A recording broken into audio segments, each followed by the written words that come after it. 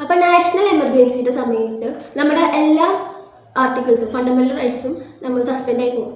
But 44th amendment act 1978 വന്ന 44th amendment act പ്രകാരം അത് ദാറ്റ് ഈസ് ആർട്ടിക്കിൾ 359 പ്രകാരം that is article 19 fundamental right ആയ ആർട്ടിക്കിൾ 19 ഒഴികെയുള്ള ബാക്കിയുള്ള ആർട്ടിക്കിൾ ഫണ്ടമെൻ്റൽ റൈറ്റ്സ് നാഷണൽ എമർജൻസിയുടെ സമയത്ത് പ്രസിഡൻഷ്യൽ ഓർഡർ കൂടെ നമുക്ക് പ്രസിഡൻസിനെ സസ്പെൻഡ് ചെയ്യാനുള്ള അവകാശമുണ്ട് ആർട്ടിക്കിൾ 59 പ്രകാരം.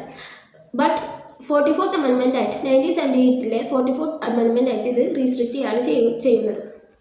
44th അമെൻമെൻറ്റ് ആക്ട് പ്രകാരം ആർട്ടിക്കിൾ 20 and 21 നമുക്ക് സസ്പെൻഡ് ചെയ്യാൻ പറ്റില്ല. പ്രസിഡന്റിന് ഇത് സസ്പെൻഡ് ചെയ്യാൻ പറ്റില്ല. ആർട്ടിക്കിൾ 20 നമുക്ക് എന്താണെന്ന് പരിശോധിച്ചാൽ ആർട്ടിക്കിൾ 20 എന്ന് പറയുന്നത് കൺവെൻഷന് എതിരായിട്ട് പ്രൊട്ടക്ഷനാണ് ആർട്ടിക്കിൾ 20.